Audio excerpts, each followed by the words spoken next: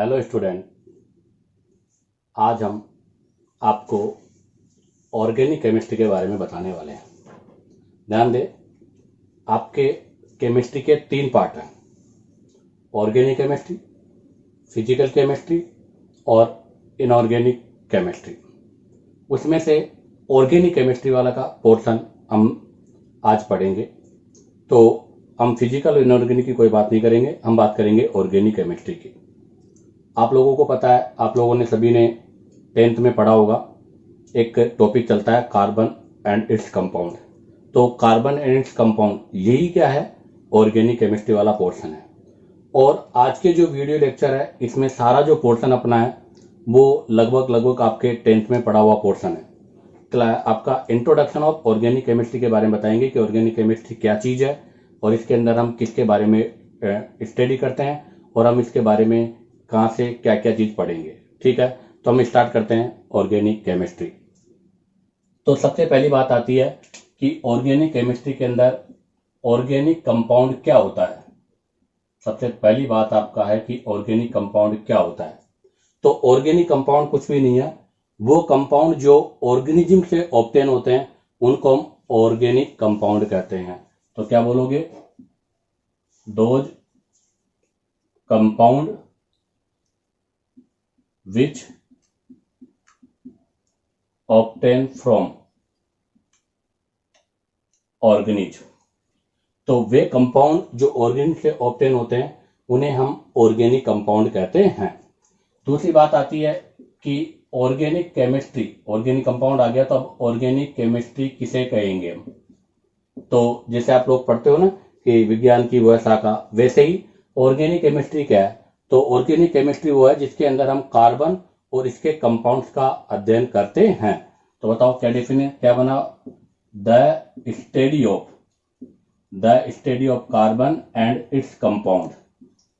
Carbon और carbon से बने हुए कंपाउंडों का जो अध्ययन है या उनका जो स्टडी है वो जिसके अंदर करेंगे वो आपका क्या कहलाएगी? ऑर्गेनिक केमिस्ट्री कहलाएगी।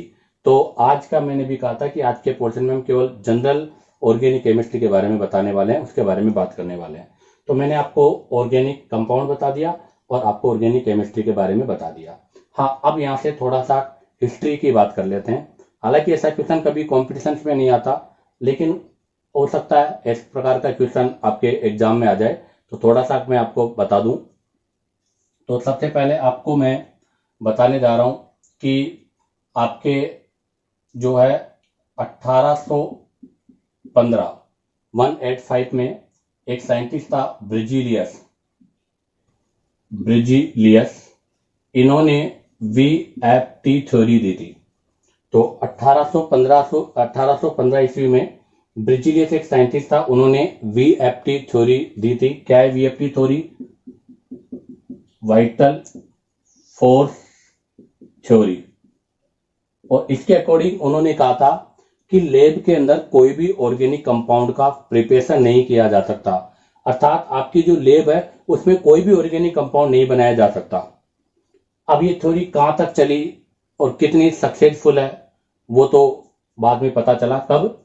जब 1828 यहां पर आपका साइंटिस्ट आया। कौन? वोल्कर। जब वोल्कर आया तो वोल्कर ने क्या करा? आपके लेब में फर्स्ट ऑर्गेनिक कंपाउंड बना दिया। तो ध्यान रखना, आपके लेब में फर्स्ट ऑर्गेनिक कंपाउंड कौन सा बना? यूरिया। तो यहां से ये क्वेश्चन पूछा जा सकता है कि first organic compound which formed in lab. तो पहला लेब में बनने वाला ऑर्गेनिक कंपाउंड कौन सा था? यूरिया, जिसको किसने बनाया था? वोल्कर ने। और कब बनाया था इसको? 1828 ईस्वी में बनाया था। तो इसका मतलब ब्रिजिलियस की VFT थ्योरी यहीं कैंसिल हो गई। तो इसलिए ब्रिजिलियस की थ्योरी थी वो वैलिड थ्योरी नहीं थी। जब वोल्कर ने यूरिया का फॉर्मेशन किया तो थ्योरी अपने आप खत्म हो गई। अब हम बात करते हैं कि वोल्कर ने यूरिया का फॉर्मेशन कैसे किया। हाँ, बड़ी इंटरेस्टिंग बात है। क्यों? क्योंकि वोल्कर ने जो यूरिया का फॉर्मेशन किया वो एक इनऑर्गेनिक कंपाउंड से किया। तो इनऑर्गेनिक कंपाउंड के वाया उसने किसका फॉर्मेशन किया है? ऑर्गेनिक कंपाउंड का फॉर्मेशन किया है। तो बड़ी इंटरेस्टिंग चीज है कि एक इनऑर्गेनिक कंपाउंड से ऑर्गेनिक कंपाउंड बनाया, पहला आपका जो लैब में बनाया। कैसे बनाया तो वो देखो, उन्होंने अमोनियम सल्फेट, क्या चीज ये है आपका अमोनियम सल्फेट। इस अमोनियम सल्फेट का रिएक्शन कराया पोटेशियम साइनेट के साथ, पोटेशियम साइनेट के साथ रिएक्शन कराया। इसके 2 मोल यूज किए।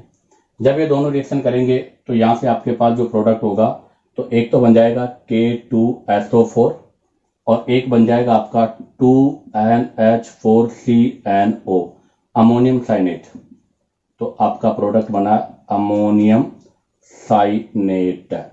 अगर इस अमोनियम साइनेट को इसने क्या करा, हीट किया। जैसे अमोनियम साइनेट को हीट किया तो बताओ अमोनियम साइनेट किस में कन्वर्ट हो गया, यूरिया में कन्वर्ट हो गया। तो ये ऑर्गेनिक केमिस्ट्री की कुछ हिस्ट्री है जिसके बारे में मैंने आपको बताया। तो ध्यान रखना, फर्स्ट जो होता 1815 में ब्रिजिलियस, उसने CFT थ्योरी दी, वाइटल फोर्स थ्योरी। उसके अकॉर्डिंग उसने कहा कि लेबोरेटरी में कोई भी ऑर्गेनिक कंपाउंड का फॉर्मेशन पॉसिबल नहीं है। लेकिन बाद में 1828 में होलकर आया जिसने यूरिया का फॉर्मेशन किया। तो लेबोरेटरी में फर्स्ट ऑर्गेनिक कंपाउंड कौन सा फॉर्मेट हुआ, यूरिया। यूरिया का फॉर्मेशन जिससे किया गया वो इनऑर्गेनिक कंपाउंड था। तो यूरिया फॉर्मेशन निर्माण का मेथड है अमोनियम सल्फेट। इसकी रिएक्शन KCNO पोटेशियम साइनेट के साथ आपने कराया तो अमोनियम साइनेट बन गया और यूरिया इस तरह से बना। ये पूरा जो ऑर्गेनिक केमिस्ट्री है वो किस पर डील करता है, कार्बन पर। तो अब हम आगे जो बात करेंगे वो सारी बात किसकी करेंगे, कार्बन की। तो हमें अब जो पढ़ना है वो पढ़ना है कार्बन। हाँ, ये पोर्शन भी आप लोगों का पढ़ा हुआ है। तो कार्बन के बारे में जो कैरेक्टर्स है उनके बारे में मैं आपको अब आगे बताता हूं। हाँ, तो अब आज हम ऑर्गेनिक केमिस्ट्री को स्टार्ट करते हैं। तो पहला है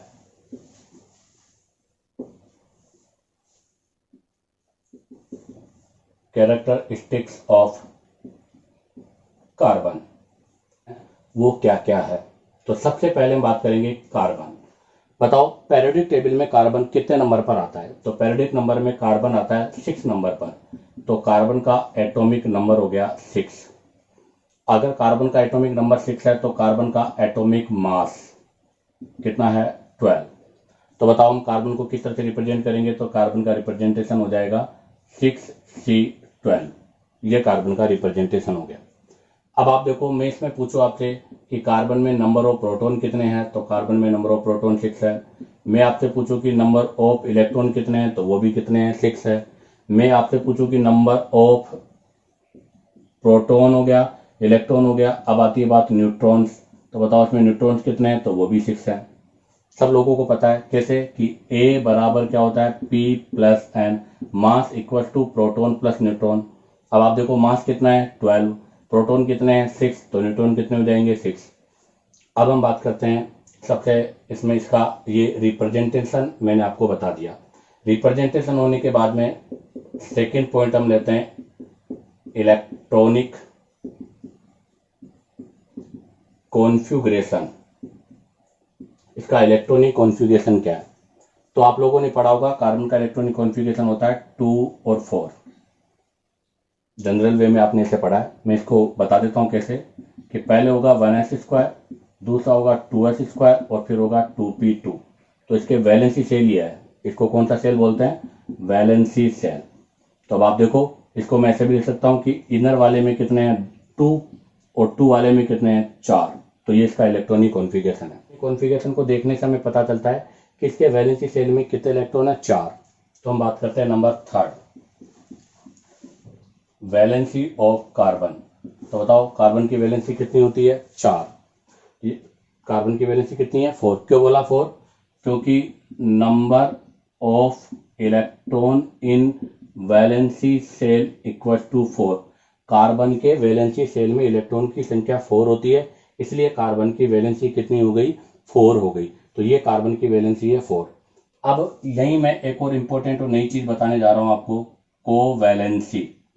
अब आपसे पूछा जा रहा है कि कार्बन की कोवैलेंसी क्या है। तो बच्चा क्या करता है, यहाँ गलती कर देता है। बच्चे के दिमाग में एक ही बात रहती है, क्या, कि वैलेंसी कोवैलेंसी दोनों एक ही होती है।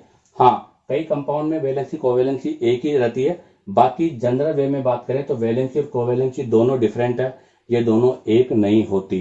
तो देखो मैं कोवैलेंसी के बारे में आपको बताता हूँ कि कोवैलेंसी क्या होती है।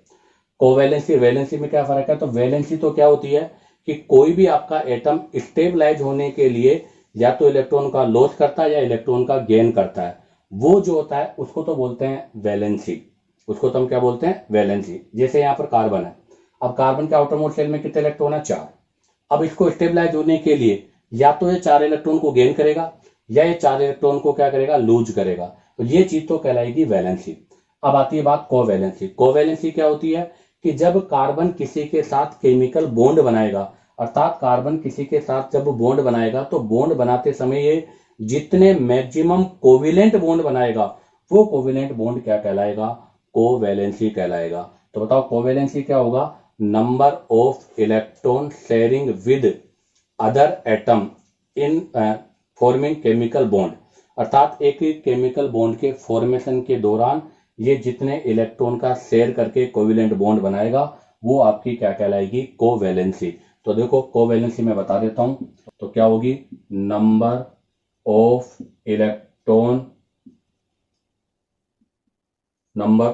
Electron shares with other atoms which forming chemical bonds। ये इसकी डेफिनेशन हो गई। तो क्या होगी डेफिनेशन कोवैलेंसी की? Number of electron shares with other atoms which forming chemical bond. तो सिंपल सा मैंने समझा दिया कि वैलेंसी क्या है कि कोई भी एटम अपनी स्टेबिलिटी के लिए कुछ इलेक्ट्रॉन अपने ऑक्टेट को कंप्लीट करने के लिए या तो इलेक्ट्रॉन का लॉस करेगा या इलेक्ट्रॉन को गेन करेगा, वो तो कहलाएगी वैलेंसी। और कोवैलेंसी क्या है कि जब कोई भी एटम दूसरे एटम के साथ बॉन्ड बनाएगा तो बॉन्ड बनाते समय वो जितने मैक्सिमम कोवेलेंट बॉन्ड बनाएगा वो आपकी कोवैलेंसी है। तो देखो सबसे पहले भी मैंने कहा था कार्बन का जो इलेक्ट्रॉनिक कॉन्फ़िगरेशन है वो था 1s² 2s² 2p6। तो बताओ इसके वैलेंसी शेल का इलेक्ट्रॉनिक कॉन्फ़िगरेशन क्या होगा? तो इसके वैलेंसी शेल का इलेक्ट्रॉनिक कॉन्फ़िगरेशन तो ये 2s है, 2s में 2 इलेक्ट्रॉन है और ये आपका है 2p। आपको पता है p में 3 ऑर्बिटल होते हैं, s में केवल एक ही ऑर्बिटल होता है, जबकि p में 3 ऑर्बिटल है। कौन कौन से 3 ऑर्बिटल है? px, py और pz। तो मैं तीनों में इलेक्ट्रॉन भरूंगा। कितने इलेक्ट्रॉन बनने हैं? 2। तो मैंने यहाँ पर 2 इलेक्ट्रॉन भर दिए। अब बताओ ये कार्बन की कौन सी स्टेट है? ये कार्बन की है ग्राउंड स्टेट। ग्राउंड स्टेट से मतलब है कि ये कार्बन अभी अपनी जो जनरल स्टेट है उसके अंदर प्रेजेंट है। अब आप बताओ यहां पर मैं देखूं तो कार्बन कितने कोविलेंट बॉन्ड बना सकता है? तो कार्बन एक कोविलेंट बॉन्ड यहां बनाएगा और एक कोविलेंट बॉन्ड यहां बनाएगा। क्यों?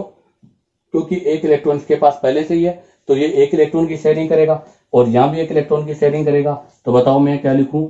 Number of unpair electron equal to 2। यहां पर नंबर ऑफ अनपेयर इलेक्ट्रॉन 2 है। अगर नंबर ऑफ अनपेयर इलेक्ट्रॉन 2 है तो बताओ कितने कोविलेंट बॉन्ड का फॉर्मेशन करेगा? तो यहां पर ये कोविलेंट बॉन्ड बनाएगा 2। अगर ये 2 कोविलेंट बॉन्ड बनाएगा तो बताओ इसकी जो कोवैलेंसी आ रही है वो कितनी हो जाएगी? 2 हो जाएगी। तो इसके ग्राउंड स्टेट में इसकी जो कोवैलेंसी है वो 2 है। अब मैं इसको क्या करता हूं? एक्साइटेड कर देता हूं। First excited state. एक्साइटेड से मतलब क्या होता है? आप भी समझते हो, एक्साइटेड हो जाना, उत्तेजित हो जाना। तो मैंने क्या करा? इसको एनर्जी दे दी। एनर्जी देते हैं आपको पता है इन दोनों की एनर्जी इक्वल हो गई और इलेक्ट्रॉन का क्या हो गया? डिस्ट्रीब्यूशन हो गया नया वाला। तो मैंने इसको जैसे एक्साइटेड किया, आपको पता है एक्साइटेड करते ये जो इलेक्ट्रॉन है वो इस वाले ऑर्बिटल में चला जाएगा। तो यहां भी एक इलेक्ट्रॉन, यहां भी एक इलेक्ट्रॉन, यहां भी एक इलेक्ट्रॉन, यहां पर भी एक इलेक्ट्रॉन, ये हो जाएगा। अब आप देखो यहां पर नंबर ऑफ अनपेयर इलेक्ट्रॉन कितने हैं? तो 1 2 3 4। तो यहां पर नंबर ऑफ अनपेयर इलेक्ट्रॉन कितने हो गए? 4 हो गए। तो यहां पर नंबर ऑफ अनपेयर इलेक्ट्रॉन है 4। तो बताओ कितने कोविलेंट बॉन्ड बनाएगा? ये 4 कोविलेंट बॉन्ड का फॉर्मेशन करेगा। तो बताओ अब इसकी कोवैलेंसी कितनी हो जाएगी? 4 हो जाएगी। तो ध्यान रखना कार्बन की कोवैलेंसी अगर ग्राउंड स्टेट में पूछी जाए तो आपका आंसर क्या होगा? 2, क्योंकि इसके पास केवल 2 ही अनपेयर इलेक्ट्रोड है। और अगर आपसे कार्बन की फर्स्ट एक्साइटेड स्टेट में कोवैलेंसी पूछी जाए तो कितनी हो जाएगी? 4, क्योंकि इसके पास कितने अनपेयर इलेक्ट्रॉन है? 4 अनपेयर इलेक्ट्रॉन है। तो ध्यान दे आपको इस वीडियो में एक नई चीज मिली है। कौन सी? कोवैलेंसी। कि कोवैलेंसी क्या है और वैलेंसी क्या है। तो अब मैं आगे आपको वैलेंसी और कोवैलेंसी के बीच में डिफरेंस बताने वाला हूं कि वैलेंसी और कोवैलेंसी के बीच में क्या डिफरेंस होता है। तो देखिए, अब हम वैलेंसी और को वैलेंसी में डिफरेंस की बात करते हैं। तो वैसे मैंने पहले ही बता दिया था, कोवैलेंसी क्या है? कोवैलेंसी है maximum number of covalent bond. एक atom maximum number of covalent bond का फॉर्मेशन करना कब? During chemical bond formation. Chemical bond formation के दौरान वो कितने मैक्सिमम कोवैलेंट बॉन्ड बनाता है उसको बोलते हैं कोवैलेंसी। और वैलेंसी क्या होती है? वैलेंसी होती है लूज और गेन ऑफ इलेक्ट्रॉन। किसके लिए? Obtain stability. स्टेबिलिटी बोल दो अर्थात ऑक्टेट बोल दो। तो आपका कोई भी एटम अपने ऑक्टेट को कंप्लीट करने के लिए लूज और गेन, या तो लूज करेगा या इलेक्ट्रॉन का क्या करेगा? गेन करेगा। उसको क्या बोलेंगे? वैलेंसी। दूसरा पॉइंट, वैलेंसी जो है मैं और मैं नॉट, मैं और मैं not same to number of electron in valency shell. अर्थात आपकी जो वैलेंसी है वो वैलेंसी सेल में प्रेजेंट इलेक्ट्रॉन के बराबर भी हो सकती है या उसके बराबर नहीं भी हो सकती। जबकि आपका जो कोवैलेंसी है वो किस पे डिपेंड करती है? Depend upon number of electron in valency shell. अर्थात वैलेंसी सेल में जो इलेक्ट्रॉन होता है उस पर आपकी कोवैलेंसी डिपेंड करती है। तीसरी बात है कि कोवैलेंसी केवल कब दर्शाई जाएगी? कोवैलेंसी ओनली कोवैलेंट बॉन्ड वाले कंपाउंड या एटम दर्शाएंगे। अर्थात वो एटम जो किसका फॉर्मेशन करते हैं? कोवैलेंट बॉन्ड फॉर्म करते हैं या कोवैलेंट बॉन्ड बनाते हैं, वो कोवैलेंसी दर्शाते हैं। जबकि वैलेंसी कौन से दर्शाएंगे? तो those atom which form ionic, either ionic और कोवैलेंट बॉन्ड। तो वे एटम जो आयनिक और कोवैलेंट बॉन्ड दोनों बनाते हैं वो क्या शो करेंगे? वैलेंसी शो करेंगे। तो ये वैलेंसी और कोवैलेंसी में डिफरेंस है। दोबारा समझ लीजिएगा, वैलेंसी क्या है? अपनी स्टेबिलिटी को ऑब्टेन करने के लिए लूज गेन ऑफ इलेक्ट्रॉन। जबकि कोवैलेंसी क्या है? केमिकल बॉन्ड फॉर्मेशन के दौरान number of maximum number of covalent bond. दूसरा क्या है कि वैलेंसी मैं और मैं not equal to valency electron. मतलब ये मैं और मैं नॉट सेम टू या इक्वल टू वैलेंसी इलेक्ट्रॉन, जबकि ये वैलेंसी इलेक्ट्रॉन पे डिपेंड करती है। कोवैलेंसी केवल कोवैलेंट बॉन्ड्स में देखी जाती है, जबकि वैलेंसी को कोवैलेंट बॉन्ड के साथ साथ आयनिक बॉन्ड में भी देखा जाता है। चलो मैं इसको एक एग्जांपल से समझाता हूं आप लोगों को। एग्जांपल के लिए मैं ले रहा हूं नाइट्रोजन। सबको पता है नाइट्रोजन का सिंबल इस तरह से लिखा जाता है N714। अगर मैं इसका इलेक्ट्रॉनिक कॉन्फ़िगरेशन लिखूं तो बताओ उसका इलेक्ट्रॉनिक कॉन्फ़िगरेशन क्या होगा? तो 1s², 2s² और 2p3, अर्थात इसका कॉन्फ़िगरेशन होता है 2,5, जो कि आप लोगों ने पढ़ा है। अब आप बताओ इसके आउटर मोस्ट शेल में कितने इलेक्ट्रॉन है? 5। तो number of electron in valency shell equal to 5। आप बताओ इसके वैलेंसी सेल में 5 इलेक्ट्रॉन है, तो इसको अपना ऑक्टेट पूरा करने के लिए कितने इलेक्ट्रॉन की रिक्वायर्ड है? 3 या 3 electron required to obtain complete octet. अब बताओ अगर इसको 3 इलेक्ट्रॉन की रिक्वायर्ड है तो इसकी जो वैलेंसी है वो या तो होगी 3, या मैं ऐसे भी तो कह सकता हूं कि ये पूरे 5 इलेक्ट्रॉन को रिमूव करके भी तो आपका हीलियम का ऑक्टेट हीलियम का जो डुप्लेट है वो कंप्लीट कर रहा है। तो या तो इसकी वैलेंसी 3 होगी या इसकी वैलेंसी 5 होगी। हम ऐसे कहेंगे कि ये 3 इलेक्ट्रॉन को गेन करके तो अपना ऑक्टेट कंप्लीट कर लेगा, या ये 5 इलेक्ट्रॉन को लूज करके हीलियम की तरह डुप्लेट पूरा कर लेगा। इसलिए इसकी वैलेंसी 3 और 5 हुई। अब मैं बात करता हूं नाइट्रोजन की कोवैलेंसी। ध्यान दे बेटा, नाइट्रोजन की कोवैलेंसी मैक्सिमम कोवैलेंसी 4 होती है। नाइट्रोजन की मैक्सिमम कोवैलेंसी कितनी होती है? 4 होती है। कैसे कहा कि सर 4 होती है? तो वो देखो अब आप एस में कितने हैं? 2, पी में कितने हैं? 3, 1 2 3। तो आपको बताइए ये तीनों तो क्या करेंगे? 3 कोवैलेंट बॉन्ड बना लेंगे। और ये क्या है? आपका पेयर है, लोन पेयर। ये भी एक बॉन्ड का पार्ट होता है। तो टोटल कितने बॉन्ड हो गए? 3 और 1 4। तो यहां पर 1s और 3p टोटल 4 बॉन्ड का फॉर्मेशन करता है। इसलिए नाइट्रोजन की जो मैक्सिमम कोवेलेंसी है वो कितनी होती है, 4। तो ध्यान रखना, नाइट्रोजन की मैक्सिमम जो कोवेलेंसी है वो कितनी है, 4 है, और जबकि नाइट्रोजन की वैलेंसी है वो कितनी है, 3 और 5 है। अब हम बात करेंगे कार्बन के नेक्स्ट कैरेक्टर की। तो कार्बन का नेक्स्ट कैरेक्टर नंबर 6, हाइब्रिडाइजेशन। हाँ, हाइब्रिडाइजेशन पॉइंट आप लोगों के लिए नया है, ये आप लोगों ने नहीं पढ़ा था। इसके बारे में आप डिटेल से स्टडी करते हो इनऑर्गेनिक केमिस्ट्री में। हालांकि फिर भी ऑर्गेनिक केमिस्ट्री में ये यूज होता है, तो जितना पोर्शन अपने यूज होता है वो मैं आपको अभी एक्सप्लेन कर दूंगा। तो अभी आपने क्या कहा कि कार्बन जो है उसकी वैलेंसी कितनी है, 4। इसका मतलब कार्बन 4 बॉन्ड बनाएगा। कितने बॉन्ड बनाएगा कार्बन, 4। तो इसका स्ट्रिक नंबर 1 2 3 4 हो गया, और इसका स्ट्रिक नंबर 4 होने की वजह से यहाँ पर हाइब्रिडाइजेशन कौन सा होगा, sp3 होगा। अभी केवल आप ये ध्यान रखें, अभी मैं आगे जब आपके नेक्स्ट वीडियो आएंगे उनमें मैं आपको हाइब्रिडाइजेशन के बारे में बता दूंगा। तो यहाँ पर हाइब्रिडाइजेशन कार्बन का कौन सा हो गया, sp3 हो गया। क्यों हुआ sp3, क्योंकि इसके पास 4 बॉन्ड है और वो चारों बॉन्ड इस तरह से अरेंज होते हैं। अब आती है बात हाइब्रिडाइजेशन के बाद में टेट्राहेड्रल शेप।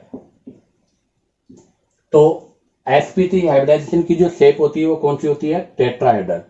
तो इस कार्बन के कॉन्फ़िगरेशन को मैं, अर्थात कार्बन को स्पेस में मैं अरेंज करना चाहूं तो किस तरह से अरेंज होगा, तो कार्बन स्पेस में अरेंज होगा इस तरह से। ये कार्बन का स्पेस का अरेंजमेंट है, और इस अरेंजमेंट में आपके जो चारों वैलेंसियां होती है वो इसके कॉर्नर पर लगी होती है। इस तरह का अरेंजमेंट होता है, और इस अरेंजमेंट को बोला जाता है रेगुलर टेट्राहेड्रल गोन। रेगुलर टेट्राहेड्रॉन फॉर्म है, जिसके अंदर आपकी चारों वैलेंसीज के 4 कॉर्नर्स पे होती है, और ये मिलकर आपके टेट्राहेड्रल शेप बनाता है।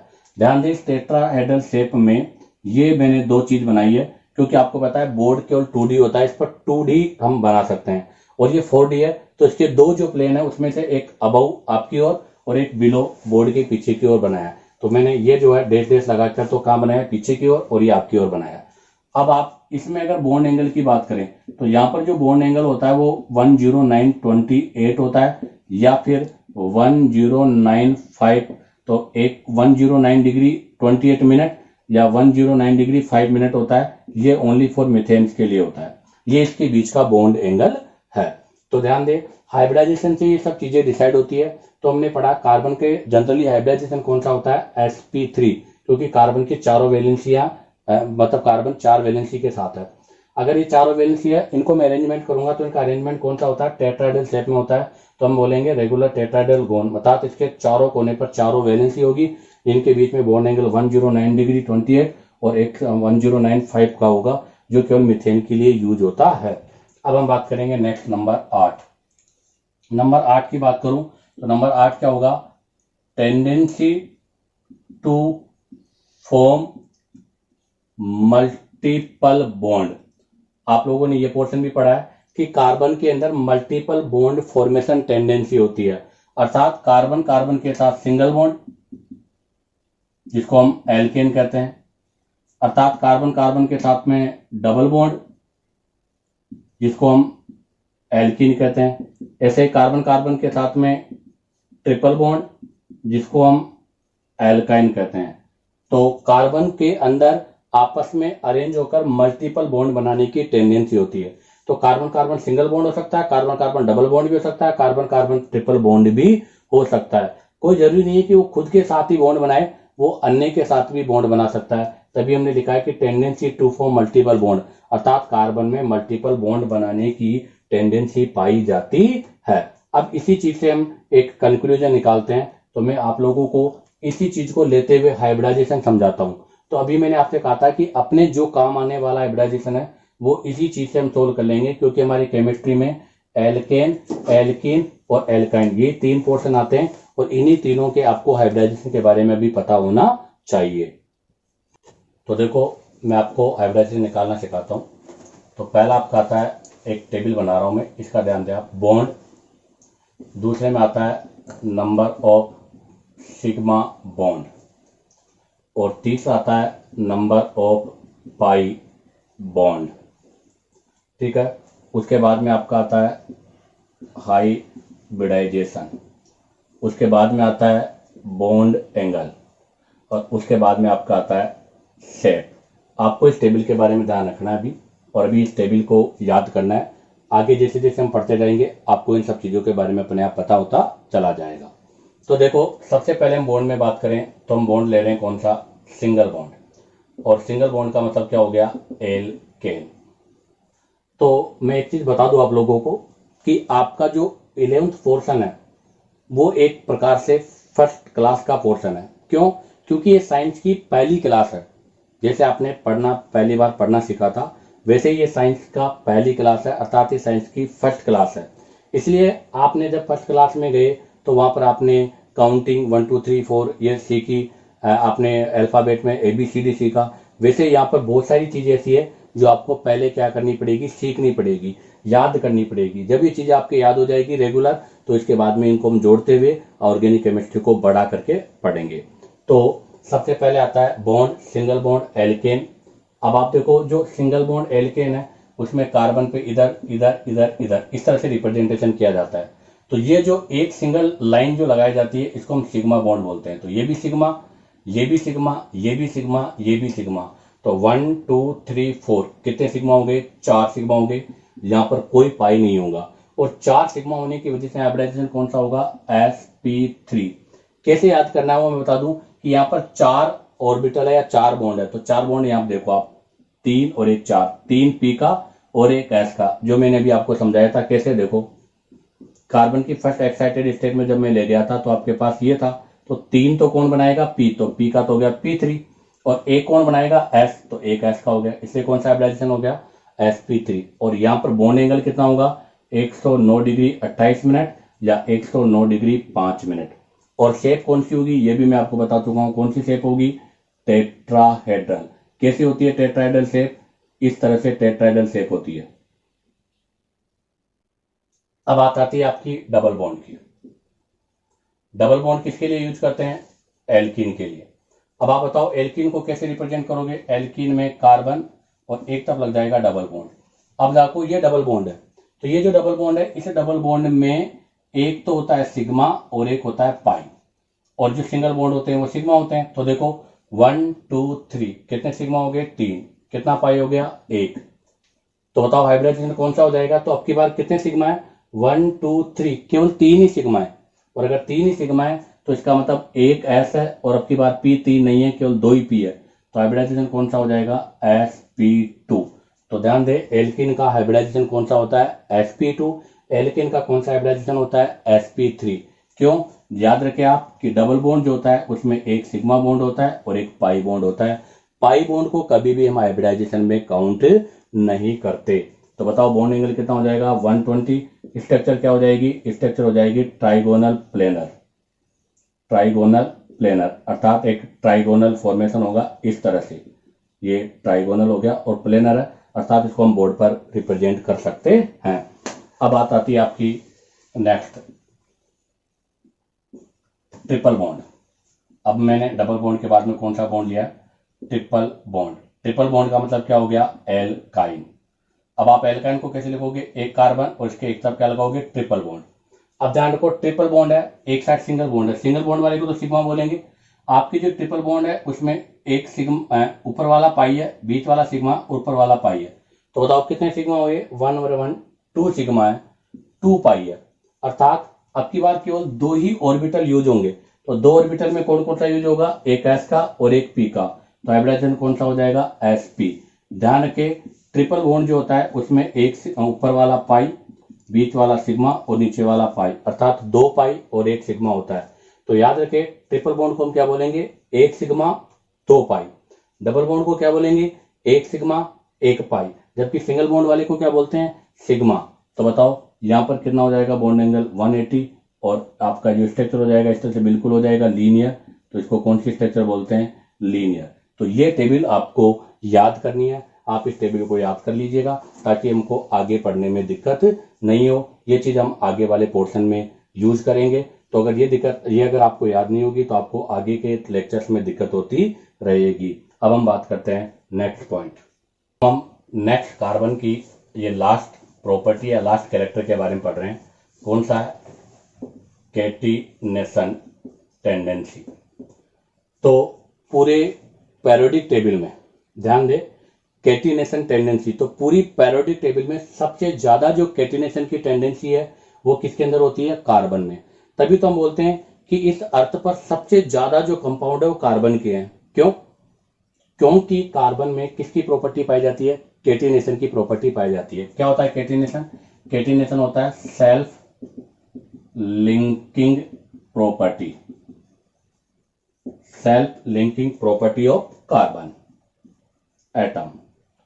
कार्बन एटम की स्वयं के साथ जुड़ने की जो टेंडेंसी है उसी को हम कैटिनेशन कहते हैं। अगर आपसे कोई पूछ लिया जाए कि बताओ इस अर्थ पर सबसे ज्यादा कंपाउंड हाइड्रोकार्बन है, सबसे ज्यादा कंपाउंड कार्बन के हैं, वो क्यों? तो उसका मेन रीजन है कैटिनेशन टेंडेंसी।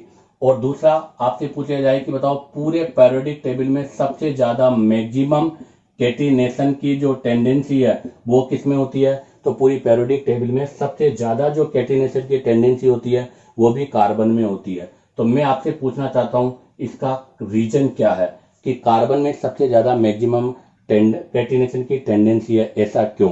तो उसका कारण है क्या कि bond energy for catenation of carbon is high.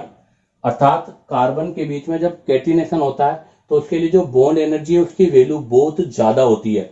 ये एनर्जी बहुत ज्यादा होने के कारण कार्बन में सबसे ज्यादा कैटिनेशन टेंडेंसी पाई जाती है। तो देखो कार्बन कार्बन, कार्बन के बाद में सिलिकॉन, सिलिकॉन के बाद में नाइट्रोजन नाइट्रोजन और फास्फोरस फास्फोरस। मैं इनकी बॉन्ड एनर्जी लिख देता हूं आपके लिए। किसके लिए बॉन्ड एनर्जी? कैटिनेशन के लिए बॉन्ड एनर्जी। तो अगर मैं कार्बन कार्बन के बीच की बात करूं तो ये 85 है, और सिलिकॉन के बाद की बात करूं तो 54 है, फास्फोरस फास्फोरस के बाद में बात करूं तो 50 है, और नाइट्रोजन नाइट्रोजन के बीच में बात करूं तो लगभग 39 है। तो अब आप देखो पूरे पैरियोडिक टेबल में सबसे ज्यादा किसके अंदर है? कार्बन कार्बन में। इसीलिए कार्बन में सबसे ज्यादा कैटिनेशन की टेंडेंसी होती है। उसके बाद में किसमें है? सिलिकॉन में। उसके बाद में किसके अंदर है? फास्फोरस में। सबसे कम किसके अंदर है? नाइट्रोजन में। तभी तो नाइट्रोजन में कैटिनेशन की टेंडेंसी नहीं पाई जाती। केवल नाइट्रोजन के 2 एटम मिलकर ही नाइट्रोजन डाई एटॉमिक बनाता है, तो नाइट्रोजन में कैटिनेशन की टेंडेंसी नहीं होती। इसी के साथ ही आपका कैटिनेशन प्रोसेस भी कंप्लीट होता है। तो आज के वीडियो में हमने कार्बन के ऑल कैरेक्टरिस्टिक की बात कर ली है, अर्थात हमने इस वीडियो में आपको कार्बन के कैरेक्टर्स के बारे में बताया। ये सब चीजें आपकी 10th क्लास में पढ़ी हुई है। नेक्स्ट वीडियो में हम अब हाइड्रोकार्बन से स्टार्ट करते हैं।